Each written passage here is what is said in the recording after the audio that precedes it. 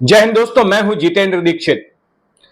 दोस्तों, वक्त का पहिया घूमते ही हीरो को जीरो बनने या जीरो को हीरो बनने में देर नहीं लगती। नायक खलनायक बन जाता है और खलनायक नायक। ऐसा ही कुछ हो रहा है बीजेपी के सांसद बृजभूषण शरण सिंह के साथ में। बृजभूषण शरण सिंह हाल के कुछ महीनों से विवादों में है। उनके ऊपर महिला खिलाड़ियों ने यौन शोषण का आरोप लगाया है और अभी 4 दिनों पहले ही उनके एक वफादार Sanjay Singh wrestling federation of India के अध्यक्ष चुने गए। लेकिन अब खिलाड़ियों के भारी विरोध के बाद खेल मंत्रालय ने उनको सस्पेंड कर दिया है। रेसलिंग फेडरेशन ऑफ इंडिया को भी सस्पेंड कर दिया गया है, यह कहते हुए कि ये नियम कानून का पालन नहीं कर रहे हैं। लेकिन असली कारण सभी को पता है। जिस तरह का दबाव बनाया गया, अवार्ड वापसी हुई और हर तरफ से जब सरकार घिर गई तो उसके बाद में यह फैसला लिया गया।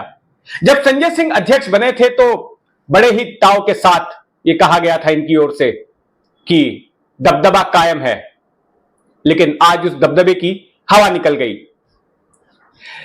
बृजभूषण शरण सिंह मुझे याद दिलाते हैं अब से 1.5 साल पुरानी कहानी की, जब इन्होंने राज ठाकरे को धमकाया था और राज ठाकरे का खेल बिगाड़ दिया था। हालांकि आज इनका खुद का खेल बिगड़ गया है, लेकिन अब से 1.5 साल पहले इन्होंने राज ठाकरे का खेल बिगाड़ दिया था, तब जब राज ठाकरे अयोध्या आने वाले थे, अयोध्या के दौरे पर अपने कार्यकर्ताओं के साथ पहुंचने वाले थे। तब इन्होंने राज ठाकरे को धमकी दी थी कि पहले राज ठाकरे उत्तर भारतीयों के साथ हुई हिंसा के लिए माफी मांगे, उसके बाद ही अयोध्या में उन्हें कदम रखने मिलेगा। पूरा मामला क्या है आपको संक्षेप में बताता हूं। दरअसल 2005 में शिवसेना से अलग होने के बाद राज ठाकरे ने अपनी अलग पार्टी बनाई। 2006 में महाराष्ट्र नवनिर्माण सेना, एमएनएस। अब इस एमएनएस ने शुरुआती तौर पर अपनी पार्टी की वही विचारधारा रखी जो कि 60 के दशक में बाला साहब ठाकरे ने शिवसेना को स्थापित करते वक्त अपनाई थी। मराठी माणूस का मुद्दा, मराठियों के हित का मुद्दा, मराठियों की नौकरी का मुद्दा। और बाला साहब ठाकरे की शिवसेना ने विरोध किया था दक्षिण भारतीयों का। लेकिन जब राज ठाकरे ने अपनी पार्टी शुरू की तो उनके निशाने पर आए उत्तर भारतीय, और उस दौरान तमाम उत्तर भारतीयों के ऊपर हमले हुए। राज ठाकरे की ओर से काफी तगड़े बयान आए, तीखे बयान आए उत्तर भारतीयों के खिलाफ में, और राज्य में कई जगहों पर हिंसा हुई थी। खास करके 2008 में हिंसा के कई सारे मामले हुए और राज ठाकरे के ऊपर आपराधिक मामले भी दर्ज किए गए, उनकी गिरफ्तारी भी हुई थी। और ये जो पूरा मोमेंटम बना था, उससे साल 2009 में राज ठाकरे ने जब पहली बार चुनाव लड़ा, उनकी पार्टी ने, एमएनएस ने, तो उन्हें 13 सीटें मिली थी। हालांकि सीटें सिर्फ 13 थी, लेकिन क्योंकि शिवसेना के विरोध में चुनाव लड़ रहे थे और इन दोनों ही पार्टियों का दावा मराठी मतों पर था, तो शिवसेना की कई सीटों पर हार हुई थी। और यह कहा जाने लगा था कि अब शिवसेना का अस्तित्व खतरे में है और नई शिवसेना राज ठाकरे वाली एमएनएस होगी। लेकिन जो शिवसेना के साथ हुआ था, जब शिवसेना ने मराठी का मुद्दा अपनाया था, वही राज ठाकरे के साथ भी होने लगा। जब शिवसेना ने 60 के दशक में मराठी का मुद्दा अपनाया तो यह मुद्दा सिर्फ मुंबई और ठाणे के बाहर पार्टी को विस्तार नहीं दिला सका था। तो फिर 80 के दशक में बाला साहब ठाकरे ने हिंदुत्ववाद को अपनाया था, हिंदुत्व के मुद्दे को अपनाया था। तो ठीक उसी तरह से जब राज ठाकरे ने मराठी का मुद्दा अपनाया तो यह पाया कि उनकी पार्टी बढ़ नहीं रही है। जो 13 सीटें 2019 में मिली थी, वो सीट घट के 1 रह गई 2014 के विधानसभा चुनाव में। और उसके बाद 2019 के विधानसभा चुनाव में भी सिर्फ 1 ही सीट मिली थी राज ठाकरे को। तो फिर राज ठाकरे ने जो है विचार मंथन किया और इंट्रोस्पेक्शन के बाद राज ठाकरे को लगा कि भले ही वो मराठी के मुद्दे को उठा रहे हैं और सार्वजनिक तौर पर कह रहे हैं कि महाराष्ट्र धर्म के अलावा मेरा और कोई धर्म नहीं है, लेकिन चुनावी तौर पर यह मुद्दा उन्हें कोई फायदा नहीं दिला रहा था। उनकी सभाओं में भीड़ तो बहुत जमकर होती थी, वो जो बयान देते थे उसकी चर्चा भी खूब होती थी, लेकिन सीट मिलती थी 1 ही। यहां तक कि नासिक महानगर पालिका, जो एकमात्र महानगर पालिका हासिल हुई थी राज ठाकरे को, वो भी अगले चुनाव में उनसे छिन गई। तो राज ठाकरे को लगा कि अब अपने आगे की राजनीति बढ़ाने के लिए कोई और मुद्दा जरूरी है, और फिर उन्होंने भी अपने चाचा बाला साहब ठाकरे की तरह मुद्दा अपना लिया हिंदुत्व का। और साल 2020 की शुरुआत में उन्होंने एक रैली में घोषणा की कि अब उनकी पार्टी का झंडा जो है वो बदल जाएगा। जो 4 रंगों का झंडा था उनकी पार्टी का, उसको बदलकर उन्होंने भगवा ध्वज अपना लिया और साथ में यह कहा कि हिंदुत्व तो मेरे डीएनए में है, और हिंदुत्ववाद को अपना लिया। अब अपनी हिंदुत्ववादी राजनेता की छवि को मजबूत करने के लिए भी उन्हें काफी कुछ करना था, सिर्फ झंडा बदल देने से ही तो नहीं होगा। तो फिर इसके लिए 2-3 काम उन्होंने किए। एक तो उनकी पार्टी के कार्यकर्ता नेता उन्हें हिंदू जननायक कहने लगे।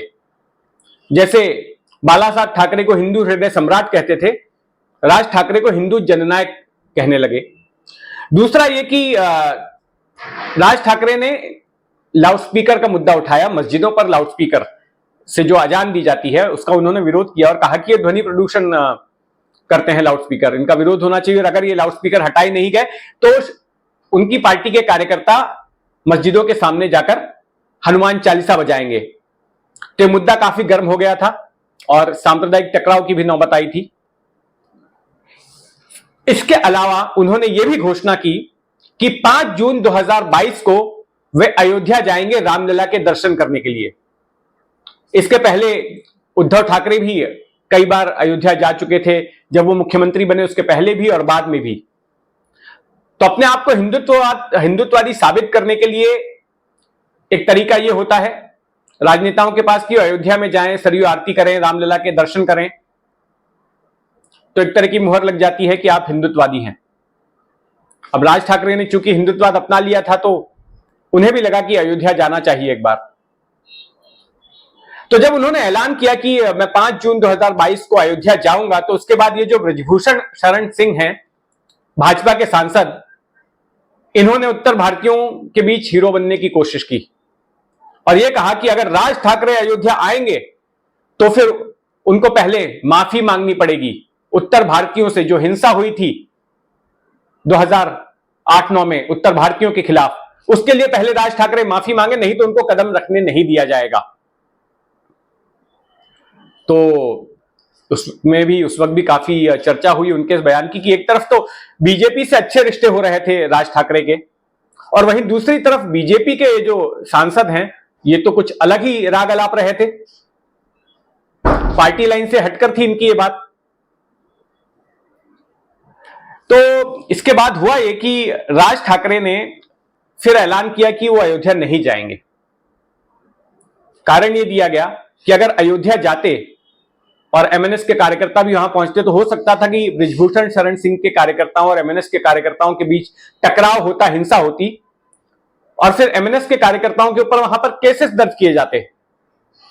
तो राज ठाकरे को लगा ये तो एक तरह से फंसाने वाली बात हो जाती। और दूसरी बात यह भी होती कि अगर वहां पर राज ठाकरे के साथ कुछ अगर गलत हो जाता तो उसका जो परिणाम है वो महाराष्ट्र में भी देखने मिल सकता था। यहां के उत्तर भारतीयों के खिलाफ जो है उसका असर दिखाई पड़ सकता था। तो राज ठाकरे ने ऐसे में अयोध्या ना जाना ही ठीक समझा।